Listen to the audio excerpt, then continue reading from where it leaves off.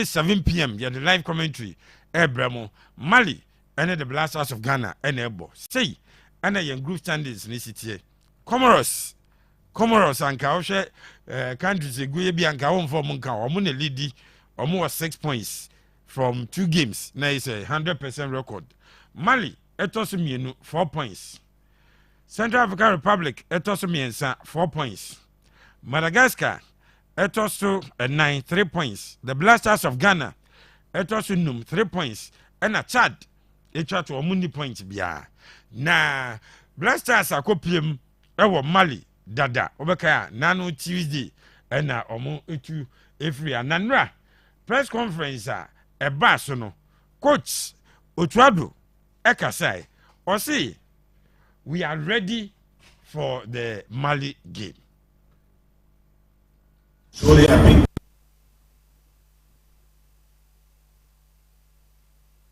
we are ready for the game. I know it's always short, the time for the preparations, because players are coming from their seasons. So we had one good week actually. I was very satisfied on how they understood about how we want to play. But like I said, it's going to be difficult. I compare this match a little bit to when I started when we played against Nigeria. We had 2 matches there and we needed to qualify. And this is also going to be a very, very tough match away in Mali at the country which has produced really, really good players, like Adara, Dumbia, and so on. And we know it's going to be tough, but we also have the quality to compete against them.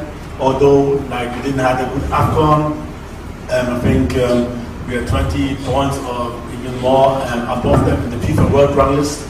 But still, I think we have the players to compete against them and to get 3 points out of Mali. Inti Otuado Blasters head coach and Otin in Kano. Now, my name is your Otuaso. Or say we have a plan to stop Mali or Kwanyam or Befaso at the Abo Mali game. At the stop minimum on treaty. Difficult to say. We have a plan how we want to play. I think we observed it well. Almost all the players also play in the Ligue 1. They're very, very strong. So we have our ideas, but surely I can't tell what is our plan to win this match. And you say, and now Otuado, Eddie Tuja, little, come, behave, mammy.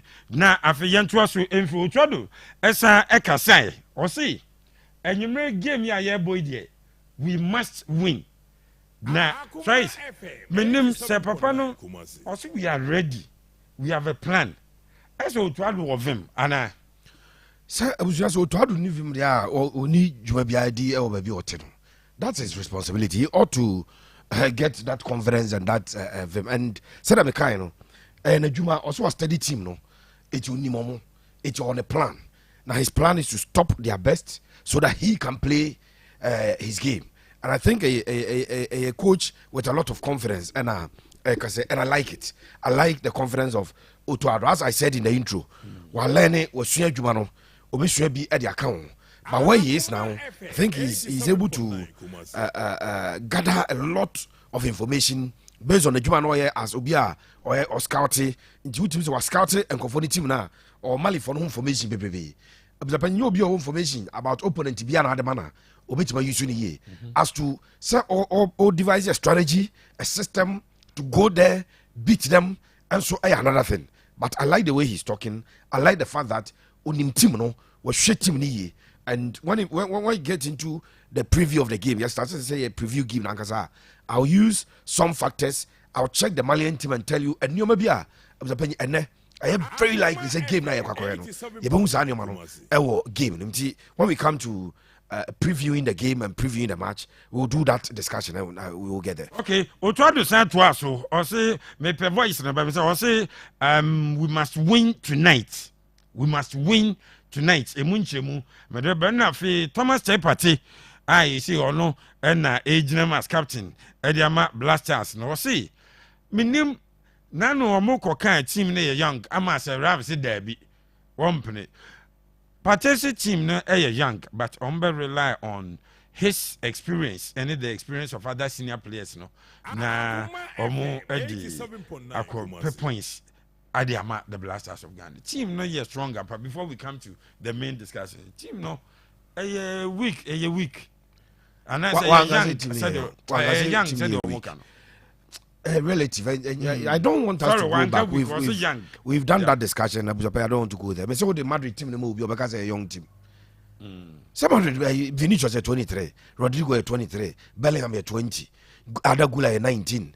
Name them. It is so hard, man, because we're a young team. I need 3-4 years. Obi so the Jacob. It's that discussion. It really doesn't sit anywhere. Kopama is a young boy, but I used to say he's a former Kopama or Euros. No one to me ama. Now Yakoji so Southgate a young say young player. My total contribution in excess of 30 goals in a season. Young there. I don't want us to place premium on it. Maybe Thomas. Mathieu voice no okaze ono Bob Blasters ni biache also prior Jobo biache or me ball recent games no into the young ones or no no Thomas Partey age and how many years what your Blasters no and or they compare with Salis maybe okaze the young ones but not young as in Salis ya akura de be akura but ono Partey ya kwa afcon wan kobi now 2 games everybody wa mobi it was he's been absent from the team for quite some time but he feels that the experience no one or the bekan krana aka no ho a esa ye kuro makasa na ye taka so wo hwe boys no wo hwe nkrana ennem se mo use young but the Penny Blasters team no enya young. Alexander Jiku has been with this team for so long a time. Salisu has been playing. Tariq plays at the highest level of football in the English Premier League. Are you going to say Tariq, hey young, Tariq, nyanem for the Brazil, ebo England, ebo baby akebia. Gideon Mensah has been a member of this Black Stars. Wako tournament upon tournament. Wako World Cup in Ada. Salis was at the World Cup. Partey himself was at the World Cup. Kudus abo AFCON abo World Cup. Oko animwa Antoine Semenyo wabo AFCON wabo World Cup. Ofa Ernest Nyama, he went to the World Cup. He went to the AFCON. Ofa almost all the players there. Brandon Thomas Asante. Omunya young players. They are young as in age. That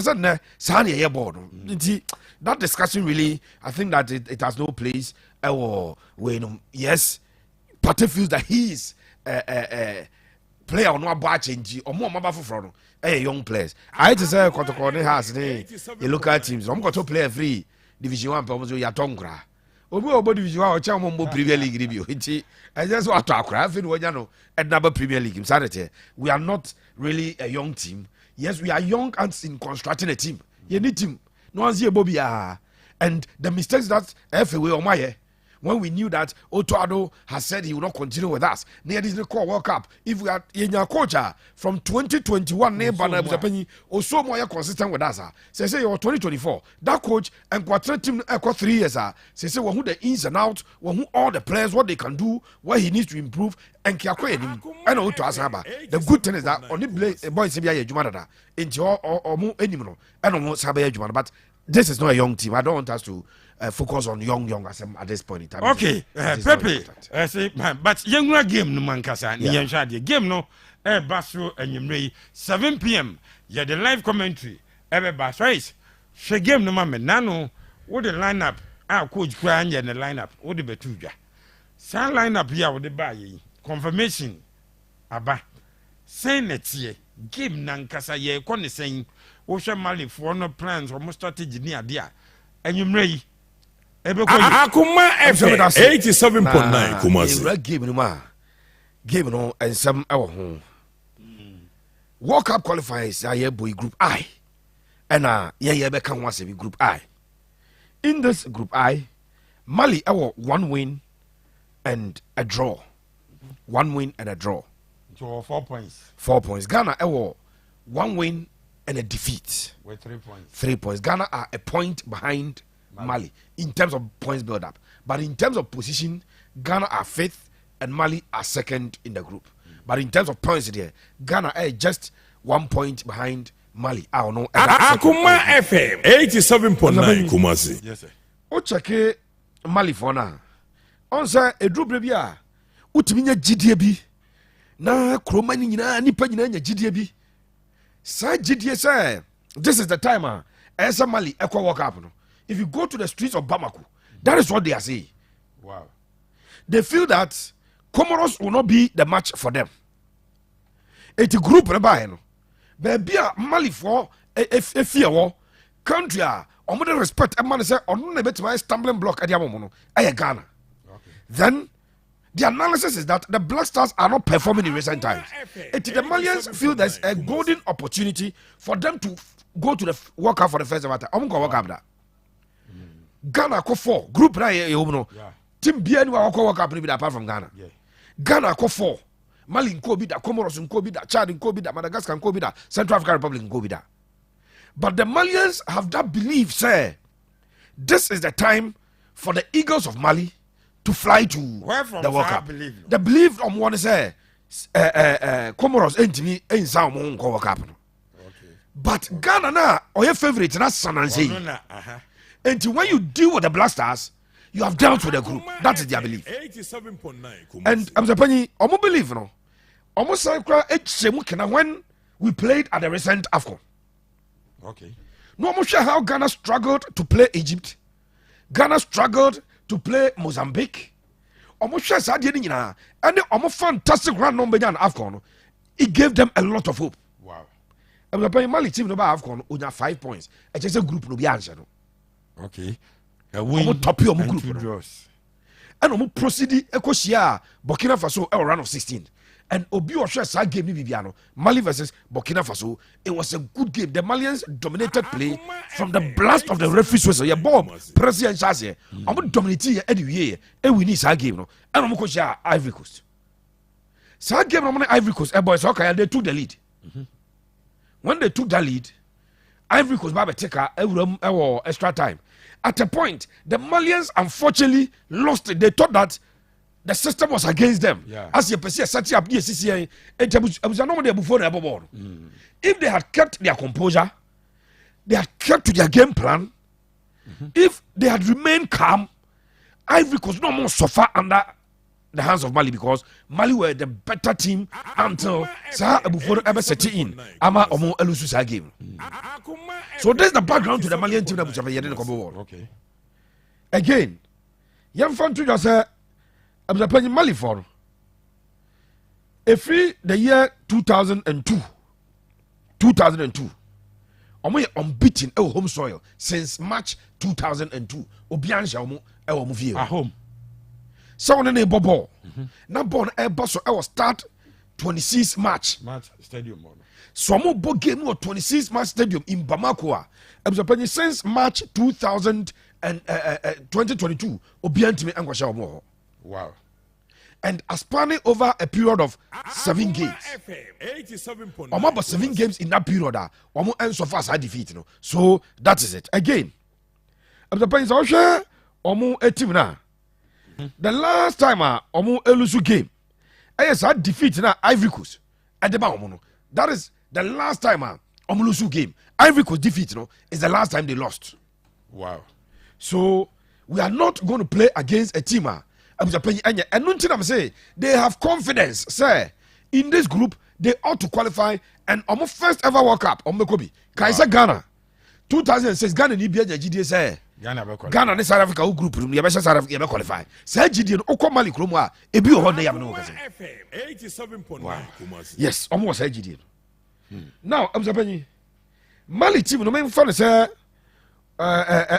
Shelley's team, or more a little bit of consistency than us. Okay. The coach has been around with the team, and the team Nanka Sansono. When you say you did not your ball for quite some time together. Ghana, the last time I bought official game, our coach was not Otoado. The last time I bought official game, then you Otoado a coach. We have done some changes in terms of your technical bench. Even though Otoado I a team not part of the team that Wako Waba, but I am saying say Mali fund the more official games. No, they on now. I'm saying Bakwa, and then we are Ghana ni game now. Ubehune said the Malians will hold the ball, possess the ball, and play around the ball. That is their game style. Sana coach no ball. Why Pep Guardiola for me? Not really that, but on more boom boom say will be an boss. Oh no, they believe in. Oh, Mali for no, academic system no, a produce players among. And in Quadano first academic system no. One thing about them, the ability to hold the ball. Yeah. It's the Malian coach about that type of football. They hold the ball, they don't balloon the ball around. Say, Bedi, we are not about the tomb, now we are about the tomb. That's not what they do. Okay. Remember, they are also very strong. Mali, Ope, Omwa, say, I want Yankasa, as I don't play as I want.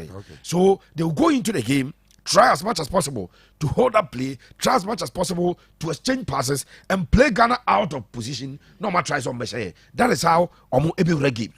Okay. Abzapanyi, Mali for no. Omo last games of my body in recent times. Draw, win, lose, win. Mali, recent games of my ball. Wow. Draw, win, lose, win. Over Ghana, yeah, draw, lose, draw. Ghana 4 in all competitions. Draw, lose, draw. That has been Ghana's blaster recent performance. It's no question when say, oh, check it 2 teams. The last 6 games are Mali Abono. I was 1 defeat, 3 wins, and 2 drawn games. Last 6, Omo win 3, Omo draw 2, Omo lose 1. Okay. Over Ghana, your last 6 games, you draw 4, you lose 2, you win maybe. Hey. In all competitions. Right. This is the Black Stars. This is the Black Stars. Wow. Your last 4 games now, on say you share we move in your call AFCON. You share Central African Republic or World Cup qualifier. Yeah. And you call to Comoros. And you call AFCON. And AFCON you call you for victory and free one. And you have about 2 friendly games. And you draw back on you lose back. It's in our last 6 games I have Black Stars of Ghana. Wow. 2 defeats and 4 drawn games. No victory for the Black Stars. When the confidence, when the NTR on the streets of Bamako, almost say this is our time. Mali for say they will not forgive the Eagles if they Ghana aren't qualify. Now Comoros won't qualify. They can't forgive them. They cannot forgive their team if Comoros and now Mali qualify ahead of them. Ghana for. Sir, you call AFCON Mozambique much inti. And I Sally to if you want to come 1-1. Near to blue. But the Malians are saying they are not going to forgive those guys if Ghana into Mali for the first say Ghana qualify ahead of them. It is not a problem. Because a group with 6 teams now, apart from Ghana, will be uncle work up. It will be a Mali Nina a Ghana qualifier as a normal. But the Comoros beside Mali home.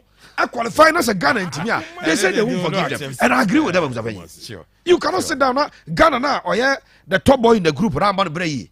Now, more before from a sound, the quality Mali has produced over the years, they've never been to the World Cup. That is the form of the 2 teams heading into this particular game. Makacho said, unfortunately for Mali, yes, Bissouma, since he is here, now 2 players are in the middle. Me refuse that game receive. Yes, Bissouma ne Pepe Metasa for Tottenham Hotspur game bi. Omo dominate, omo ne man use, omo dominate midfield and na Ange Postecoglou by no be answer. Game no omo born, but unfortunately Bissouma apra. And afi so Abrante di ade Salim Diankati, and so I'm hearing say one also intimi emo game ni bi. So those are 2 players who are likely to miss this particular game of Japan. But if you check the Malian team, possibly they will play Diarra, Sako, Coyote, Sangnan, Ombabo Gwendu, Kolibali, Samaseko, Haidara, Dumbia, Toure, and Sinayoko. Okay. And Ralph, the statistics of these guys. I'm a left back. No? I bomb left back. Them say Salzburg. Now at the age of 21, Ocean was Salzburg. The runs when he picks the ball and all of those things are. And who say almost our quality are available game. Wow. Black Stars. Yadika Eddie Atuja say a team no likely squad number the man no. And Moana a big normal ball. Now I feel that say Coach Otuado will be here. I'm saying the early minutes of the game, we must shut up the shop to steady the Malians. The Blasters are considered early in the game at MYA. Okay. Now, I've told you, the Malians will play the ball. On the ball, and your wing play, baby. They play through the middle. And yet through the wings. Wings, because they have the flair. And jump ball in 50 more. And so they will try to use in 50. Of course, in 50, then the coach will open up. No, I use the width. Now, I use 10. And so they try to get us. Oh, yeah, Adiabakwa was your plan. Say, Omunio game, na say, O 2 game, then Omo resorted to direct crosses into the box. And they will be lifting the balls into the Ghana penalty area, the balls into our box. No more try, say, Omo place, no, Omo for Muti and Fabi and Mum and Fa and Tonetim. And now to TV Nachi. Now who's a Omo dominated player? A man. Adiabakwa. Say me just was a Ghana for baby last time William Shomo said that's one you. On Sadia when it does here. What nano I said earlier I was sure you say defeat him. Maybe my sure maybe Busame say Andrea say. I know you're margin sure. Let me say one month when you be a phone lines in the salty. And you mean Tino Makai will be out of them. Maybe say Ghana avoided defeat our quest to qualify for the World Cup will still be intact because there will be 7 more games to play.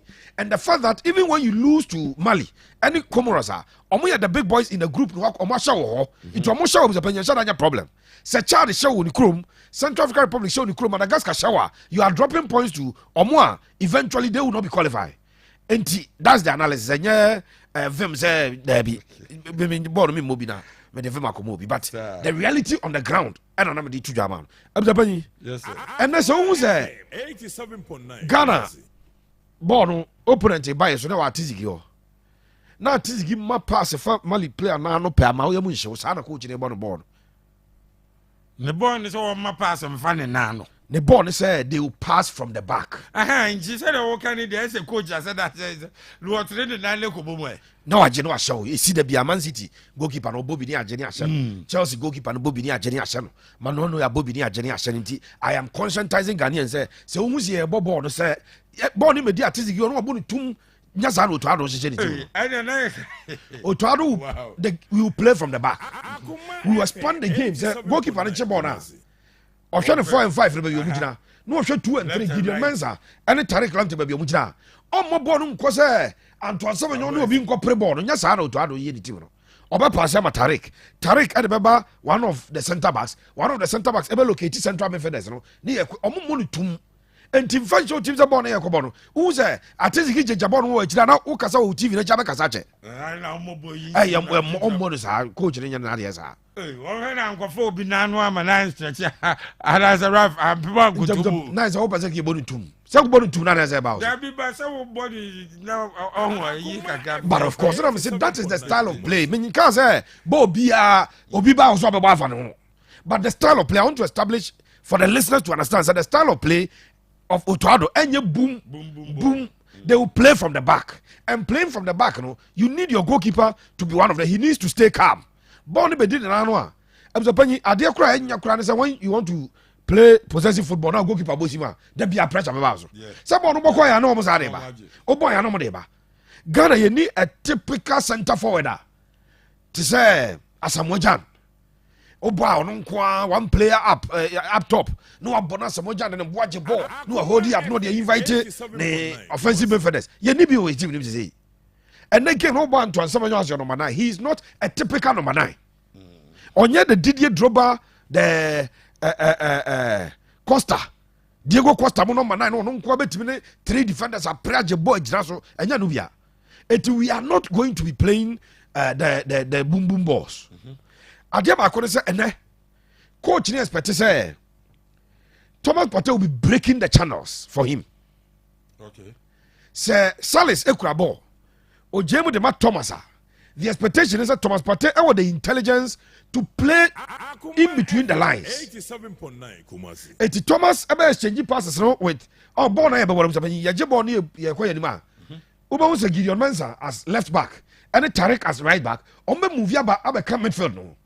So that 2 players on the wings, they push ya anymore. I mean, I 3 players anymore. Yaba benya midfield no solid about 5 players. I mean, good midfield no. We expect that Thomas Partey will be playing through the channels. I also heard the passing lane. No leading kind of transition is if somebody has taken off, Thomas should be able to locate, play on the run, with an incisive passer. Player will latch onto that pass and move with the ball. That is the responsibility and not the Thomas Partey in the game. So on young family. And the game, Esa Kudus Mohamed. Eso on learning to release the balls early. To say the West Ham. When you watch Kudus at West Ham and you watch Kudus at the Black Stars, or a different player. At West Ham, quickly, Obama pass, Paqueta, Diamano, Kobe, no, sometimes Oteki the solo effort. But at Black Stars, he's always trying to do the solo effort. And Oyana just say, I was a penny Vinicius Moon, senior man of Brazil. Oh, who knows here, win? Senior man. As a brand, what can you? At West Ham, a class house or the ball passing the bar. No, but you had your baby sometimes located the ground who shoot you. No, baby. On Unquano, say, on the ultimate dribble over elaboration. Now, dribble into difficulty. He ought to be releasing the balls, especially because, and then we would deploy wingers. And we are very quick. My coach was a probable lineup. Jordan will be on one side of the wings. Okay. Fatau Isaac will be on one side of the wings. Meaning, China or Jeff the other man. I do the same. I don't know my international match there. Okay, so walk up on the bed day before. Where's a car, but a Maya Jeffrey. I'm sorry. Fatau Isaac, Jordan. You need to play them in to invite them. When the number 10, which is Kudus, and this is unreleasable no more. One show be because of useless. And that's one show ya. Ghana for me the ya the fight inaki ho. Ya fa Antoine Semenyo we yin free no. Because that be ya render ya number 9 no useless. If it's some moja ko obi no abo Ghana number 9 team na man support, team no players na man support. That's true. We don't supply them with the balls. Etuba run sa na 9 carbon bi. Na Ghana for that just akwa na nya de. Because balls na se kono no. Your wingers represent almost goals, and your a crop of wingers who can score. Almost the moment clubs. And to check Osman Bukari this season, number of goals for the club. O check Nesuyama, o check Fatau Isaku, o check Brandon and Nabaya. Omunasha goals. And yeah, now your wingers, no, and then your offensive midfielders. In this instance, I'm using Kudus Mohamed. Almost person must show goal. And render number 9 useless. Obetu Mikasa creative spaces almost Onyabo Bimo. We need to use the strength of our number 9 in today's game. Ya nyane sabi sapanya memena to Tumrika akwaba ni ebeye no ni adwe se onyahwe e o park no so. Otoado a system na obe deploy na no. Abusapanyi system ba kwa quite something difficult. And the system no ebe operate say boys ring na ebe ball together. If you want to play possessive football, now the more isolate one player or say ball penalty said yeah. And even when the player is moving, as you support on echi, Olusu ball na say regaining possession near the him or regain Olusu ball near regaining possession near the him. I am trusting that the Blasters will not concede an early goal. Okay. If they concede early, I bet say plan somebody could give them. If they're able to hold their own for 15-20 minutes in the first half, that is where Voice now Bocheno to have to say he will try to stop their best players and play his game. When after 20 minutes you have stopped them, you can now begin to impose your own game in the match. After the opposite person, everything Abba now for Blasters and deploy the real tactics they want to play. I am hoping that we will get an interesting game. And now about 2 games. Osabai. In a record, we must prevent that thing. Okay. Yeah, we did 2 records. Ghana, Nigeria, and Ghana, Uganda. We must prevent that. See, I'm saying you could do record with game. We want an opponent and a bar. The moment we are down by a man, a more huge advantage. Remember everything we've said about the Malians and their home form. Remember everything we've said about the Malians and their recent form. And the belief they have that they will qualify for the World Cup. I am hoping. Say game no. Enko ye game Ghana. ɛbɛkɔ akɔdi amia right from the start ɛsɛ untimi ɛnya wo plan na ukura no. But let's see how things will pan out in this particular game. I believe the Blasters ebitimi ayɛ dwano kɔba na mama prediction of this particular okay mame nkombra na Ochodo I say we have to win. It's a very important match today for us. We are 1 point behind Mali, and we have to win. This will be the best to guarantee our chances to qualify for the World Cup. But we know it's going to be very, very tough. Mali has a very, very strong team.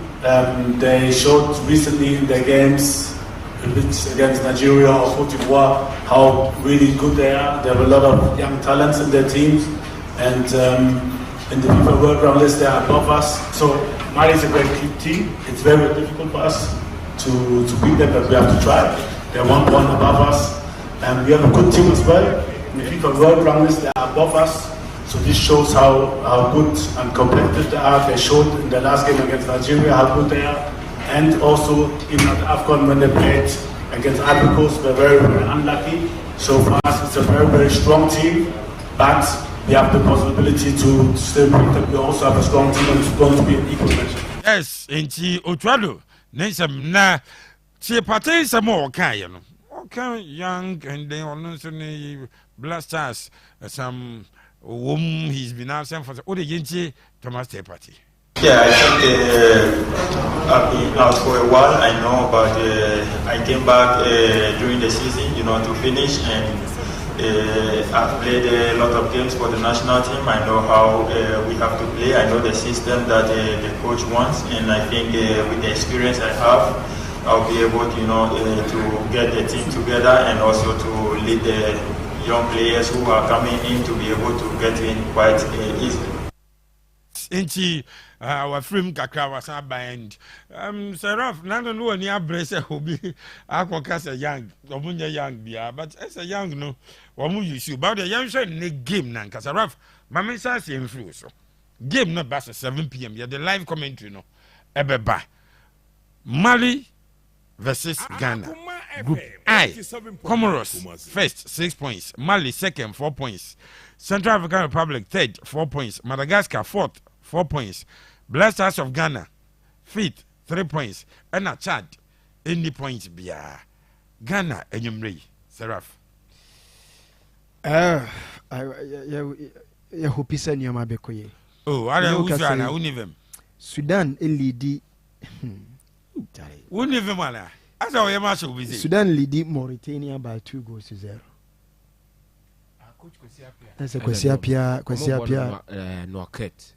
Kwesiapia is doing an amazing job. Congress, Boyuma. As I am and that would be 6 points for World Cup. Yeah, that would be 6 points. Oh, Charlie.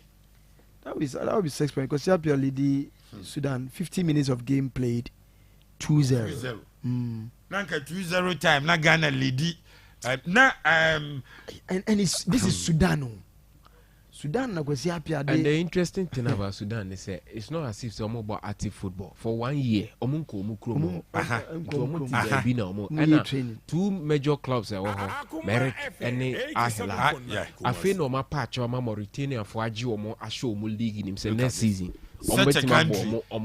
League nibi and for Ghana your last 6 games you win. Yes, and for Kwesiapia we both friendlies against Tanzania. I know muko 2-2 or ball draw or take lead on equalize. So stories be saying I would love to see this sort of teams in our major competition. That story IND. Remember also my Seraph serious. I look at it and I ask myself why are we struggling as a nation? Tell you, if the last 6 matches I have win, you need 1 win from last 6 matches. Ironically, this Yabo Mozambique, Yabo Comoros, teams I have in the last 6 matches. You need win. Game to me, Shabino. You call AFCON, Mozambique, Comoros, Munina, can be yes struggle. Wow. Whatever is wrong with mpanyinfo no ekaso ya na ekaso mo you do so in so say what your coach no and mo mo nyina person mo tell say all is well. See if so come sua dia on be realize say the names, you know, we have always had the names. We try to say he is ready for Mali, or we plan to stop them. We will win. Yeah, share Otuado versus Nigeria and Uganda. No, we saw an improvement in terms of our overall play. Akwaba kundeza agro no bedi okromo. But we saw an improvement. But now you're clinical. Into any Uganda friendly, any Nigeria friendly now. Which means a boy is neji ball. Also, oba press and obeka say, or per se a boy the normal ball na gun, yenim ball, because I said the typical Ghanaian on them street is not a ball manner. On the Unumane say, or Bobby or Choche and all that, to Oko Treno, some Yemon Simana, a highly technical and tactical game be now Hano. So he wants the players to express themselves. That's fine. When you first infuse yen identity with modern day footballer, a year results efficient oriented. And any idea I make sure because ubetimi had the ball no gra be we actually no near show. And it was typical with the game against Uganda. You want to take 87.9 Kumasi. You go and take so munya penalty almost share so you look at Kwanya obefa so I maximize yen potential names. My man names more Kudus now be Kudus Bobby never say when you have him man there down. Your last games now you lose now. There a lot of the usual names are there. And I me pesa what you them from BC.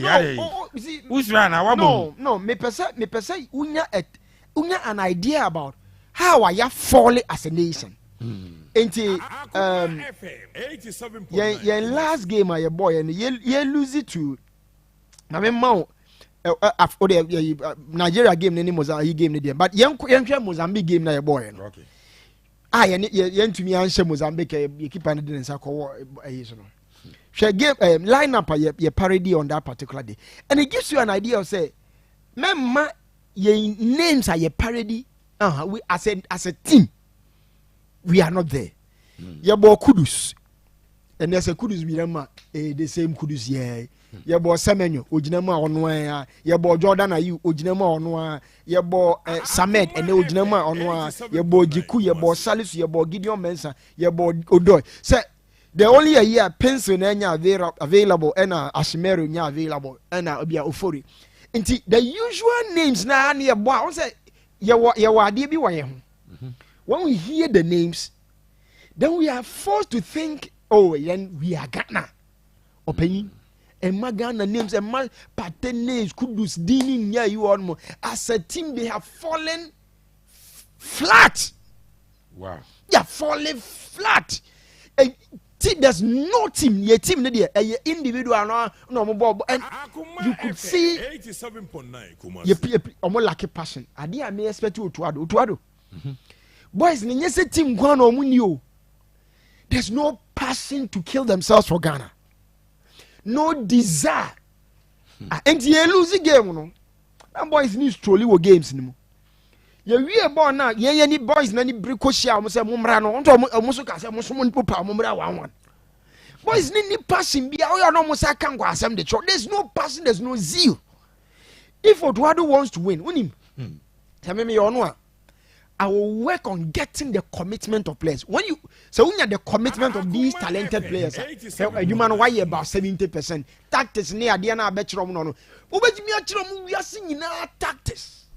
Atrom 4-4-2 featuring 4-4-4-3-3. A feature 4-1-2. Ubetrom tactics nina have varied games, no about 10 times tactically our game. So boys need passion, need commitment, any desire. Some baby be the amount minor. Obebre. And this one thing we have seen about this, and that's why Yekacho said the management and the managing blasters proper because they became greed.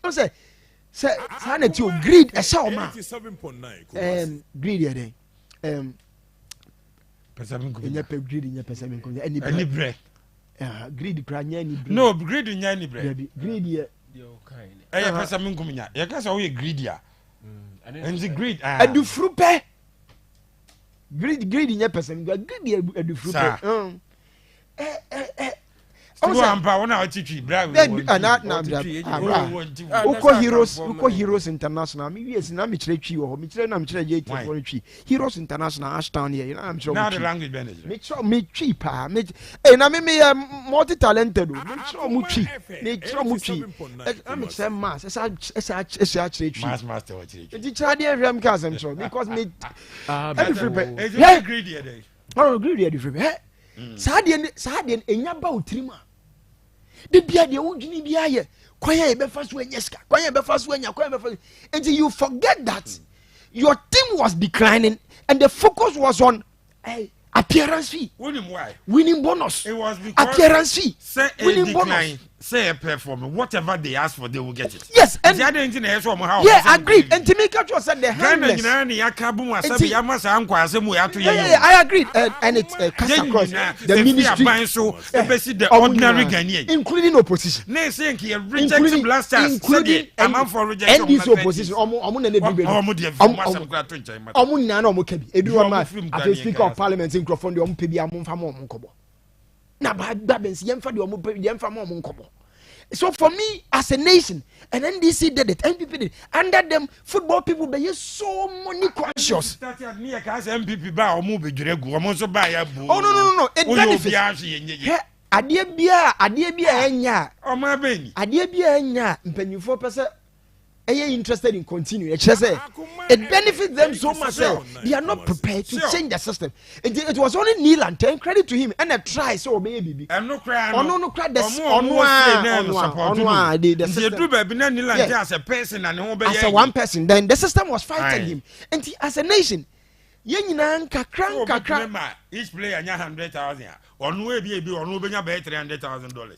En kakran na ebra ne ye no na ade na eba fom na eba fom ana di aba beduru anu na super so show support said den kra mo na etiko o me nya na because niam no mo Mr. Raf 87.9 me kan di aba be si asem so say today when you look at it and you say okay ye kwa ko 4-2-3-1 formation ye ko bo this system 4-4-2 ye ko bo we ni ya don't forget that beyond the tactics, Adebako that drives performance and brings results.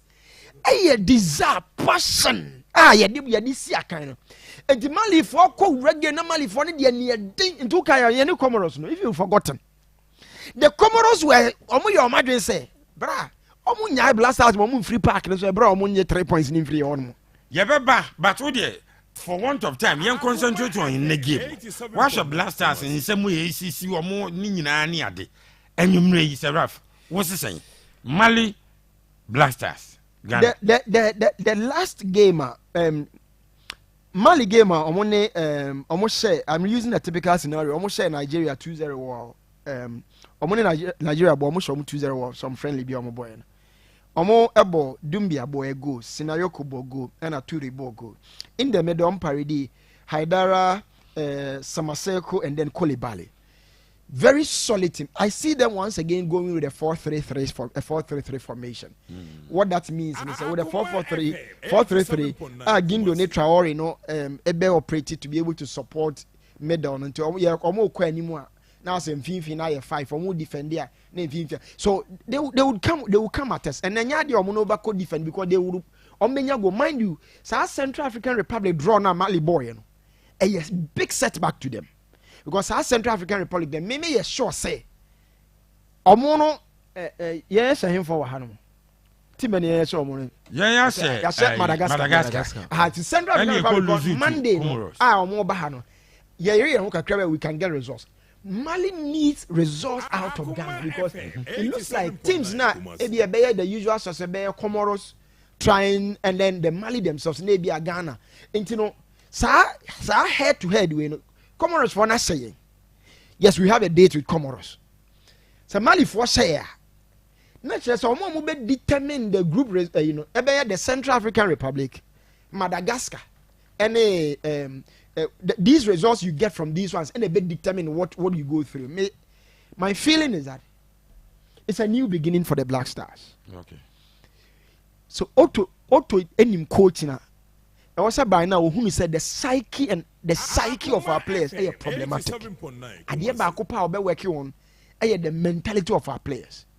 Charlie, at least for once, because say by individual quality, na me who Kudus, who Pate, who Jordan will game one. It was a kemame confidence. But the truth of the matter is our team, the strength of our team is not in the individuality or individual names of your players. The strength of our team is a team approach so. And a sad team effort na akofom. And then now we analysis na question the individual quality never be analysis. And I can tell you, if it is by individual quality, Mali for the teamwork because one of the most informed teams in the world, Mali. If Obi Ntiasia Mali for a jump FIFA ranking na Barbeda 44th. Mali is doing well, and again I call 68th. So Mali it's outperforming. One of African, one of the highest jumper. They team no. Do person will share such a team. Yes, we be here individual quality, but we be here team effort. Me canning in our bomber. Say to me, manage a draw from this particular game. A good result for Ghana. Manage a good results if we game you man. The better for Ghana. Seraph, no. Okay, also good evening, my able sports pundits of the year. Please tell the team to play their hearts out because Ghanaians can sit at the back of our TV watching the World Cup, especially US and Canada is 99% of every Ghanaian's dream. And as I'm speaking, the visitors have started probing. So tomorrow, tell your listeners that I'm bringing you some of the visitors on the show, which I promised you last Monday. Reverend Jobef Jovi, and so for so did the album to open so go US, open Canada, you World Cup, nearly home. I could be the blasters. Oman qualified there. Ebayiro. Gentuaso. Kennedy, as I say, was a good evening, senior. Today, I'm listening to you on radio at Republic of KNUST. I'm back. Greetings to you all. Kennedy, Ken, Yadasi, Yamisha, welcome, Cassia Panso, Uncle, Emma. So, game no bass when you may. Mali, Ghana. Question. Ozia, yes, sir. We anka it shouldn't be a contest, but baby, I done a huge contest. As in Kenya military no say on support here, Granka they should be present. For a country na the last match with Timmy winning away, Ozia. I know cry no po your neutral venue was to beat Nicaragua. Nicaragua. And a deflected shot a show. 11 matches in here, Yemini. I feel about matches in Sia and Shebi. All is not well with the Blasters. But if Blasters are bomb match be in the history of Ghana, match here Ghana for Pana, qualification here Ghana in the history of football. Anyway. In the history of Ghana, say about football. Qualification abo we are seeing na dey here Ghana for pa we interested anyway. Ade and the encan ha embassy for no is almost translating your ma. And stuff the say stuff the sponsor that be one dey na dey dada. 87.9 Kumasi. When kwa match we be say na ka say Canada US pa. You see we be near your ma Muslim for your country. Na nanom din kosua ne ayi snap yi omodobo no we na ye nyina ye ya konchi no wa say rafas ani presem na make intro wo ma ka kirem se intro na minya ka say that Jovi de base si ala making kai say Canada US there here change depreciation of the city send there we more politicking for no akodi scanning in ana mo achiro boy hey Akuma FM 87.9 Kumasi. Boy no there say the analysis no ne yin na ka we have no chance. We have no chance. But we know and then born na me be hwe na yesusum wiase mpa born na hwe born because so hwe book na ni na hwe bibia one thing I want to see commitment. So boys in a show commitment. Am I a careless na normal fight here? I feel they are not bad individually. So who pick it player for player there busia you would dear bebo. But ye kabom say a grouper. Now one thing we should avoid in the game that self-inflicted errors are okay. Into kai the day you so adding in sakoje ball. And a back on a gamma no my friend keep our friends saying. Ofori so they ne France bisa pass ade na. Minim se na once na bi na ha no se din no de ne sakoball ball no. Self-inflicted. Yet one I na kin so je ball was center line no di dwane ba no krum be pass ma ayi misrim fui. Ayi faro fu asefui e no omo share. Inti how we concede no self-inflicted. Inti that is one area I was say yes stop it. See to me a correctina. Niensha when to release the ball. Niensha how a bear clinical affront.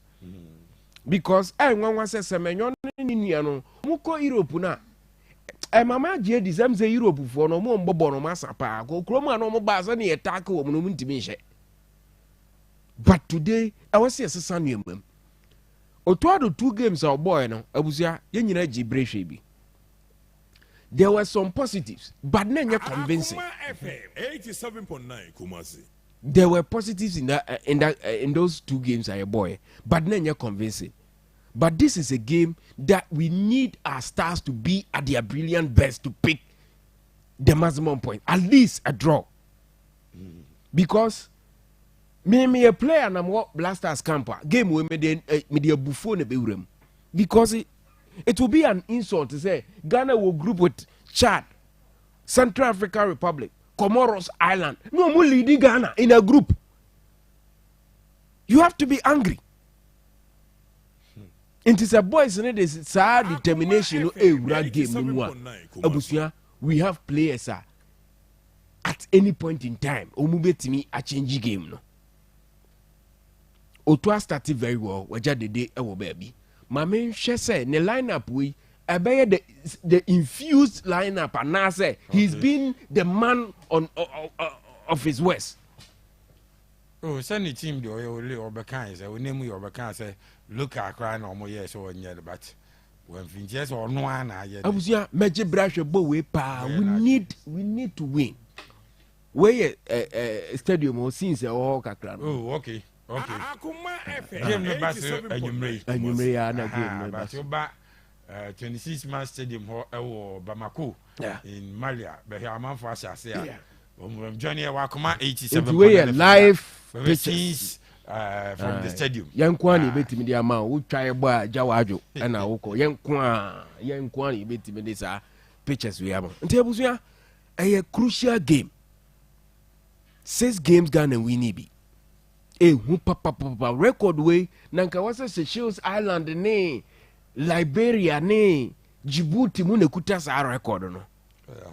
But ne Blasters ne ekita 87.9 Kumasi. So there's only one thing a bit my boy in the game. Yeah, analyze the game no kosenkra in favor Ghana. There is only one thing. And it's a boys in a bet assignment na say no more you more differences not to change. No more fighting for the sole agenda and the purpose of the night. Ebekoyi. Abusia ekoyi an kame pepa. Ekoyi an kame ni beje ho pa. Ne mum yadwuma Blasters boys ne if you be your map. Yeah. We if we to mba beje fans kakra. Abusia FM 87.9. say diagnose as them no near the analysis no and ebe can some na any chance. but we can only cling on hope. And then you bring. Now, one hope ni mo. And no obedient dear men found, but me dear interest womb. Ebe koye. Me pese koye my, but an koye and Cherese Malifoni deserve because Osha recently your performance now. The here say at least qualifies abusia yenya at least 2 wins. Our prediction is saying. Hey. Abi audi me wure pa. Comoros in Madagascar, Angola, cry and Timmy and Twatna. Ade na di o abusia. 87.9. Nyame wo mu be. Nyame wo mu a. Timame fa ho kwan no because nyame wo mu be ye sen. Ge betimi enya. Nyame fon de ya na vem wo ho timasa bu nyame na wo de ye prediction. Abusia betimi enya one day bia na 1-1 draw. But that's it. Onye sure. I say good evening, Abusia. Ghana 3, Mali 0. OG, Edwin, Every, Tafo, Ena, Aba, Opaji, Vimu, na, Ebeko Yedie. Was it, Sammy, what did I tell you about the match? Breaking news. Madrid is no more participating in the Champions League until the club wins 10 Champions League titles before we join. Greedy is Pesabun Kumija. Okay, order the way every Holy Cross and Abba. Hey, na Madrid.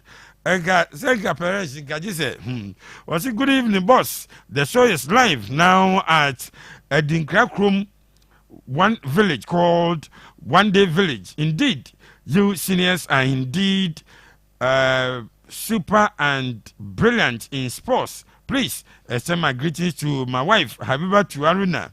At Adanse Obuase, my father, Abdul Salam, aka One Day, and my mom, Mrs. Comfort Ladi. Okay, thank you very much. We every Salam Muhammad, or no sooner dia or the Abani, or say Abodie, the sports sergeant, alias Tiki Taka presenter. Hey, and Salam, we did also, maybe, so it's maybe Baje or prediction, no, but maybe she's here. Mammy was I'm watching you live from Sevilla Lake Road. Sa and I Lincoln. Eddie Abba Mactonto. O message was a man kind. So, Mactonto sent a message be Emma to the ya. Betty was live from King Tampo. Sa and of Hussein Ibrahim Diaba. Which was saying greetings to the man of God, Pepe Suarez. The best sports show is plugged in here loud and clear inside Indianapolis. Okay, Pedro Edia. Also, Eddie Abeni. Good evening, Nebjapani. The best sports show is live inside Ebuakwa Gogo. Ghana is winning tonight. Sa and Rude Boy. Also, Edia by Isaac Akroma. See Pepe, more fire. I'm watching you live from Germany. Ghana Blasters will win by 2-0. Sana Isaac Akroma. And so Ediaba Ubiba Figo, Uber driver, watching you live from Kote Didiakon, wishing the Blasters good luck. Okay, Yamje, CJ, except Japani. In fact, you are too much. The show is loud and clear. Inside mental phones and accessories, inside Katia, any update on Blasters, join you on Facebook as CJ. Ubehundina Echo Stadium more scenes any day. I'm watching you live from Berlin. Nice sports. As someone Michael, doing the listening from official Kaira. Greetings to Kontoma Basic School Teachers. Steven, attach you, Steven. Sir, and one no dear. Mammy Sherry was watching you live from Adum Ventures. Adum near a Jabba Jewel, Reverend Omono, Edu Ajima, Reverend, Yachao, your Baba, your wife, Eugene Bafo, say I'm Eugene from Accra. Today's game against Mali is just simple. Ghana will win by 2-0. Kudus will score in the second half. More fire. Eugene Bafo and also the Vimwe. Abba James Ghana will win today. Surely, sir, and a young T. And so the Abba Pepe, Mebaho, or Kylian Mbappe, or say good evening, Champagne and Pepe. The show is live and clear. Or say the show is live and clearly you are doing so hard work. Inshallah, Ghana will beat Mali this evening. Okay, I say go Blasters, go. Sir, and Kylian Mbappe. And so I'm listening to you live at Atonsu High School Junction.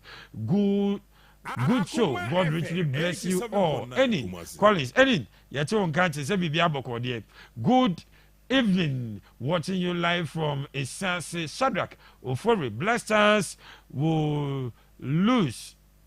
No, definitely at AFCON. Hey. Only pending Kai. So yes. Yeah, I'm Japan. Also, Blasters will lose. No, definitely as AFCON. I cannot run this whole. Okay, only pending Kai, my mentionka. Open ya analysis like I say. No, we Blasters are one near the go give me now. Who got clever? Yes, sir. I'm holding no form. Per our recent performance. You're good enough. We've not been good. Enti edit down, but once yana game biane attitude the players in the ball. The Penyukai Ghana and Nigeria or Abuja na. These same cover players. Ebi out check yaka krebina enka.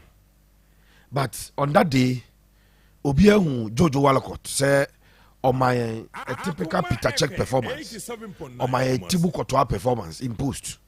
Nigeria for to be Bob Muzo Mashe.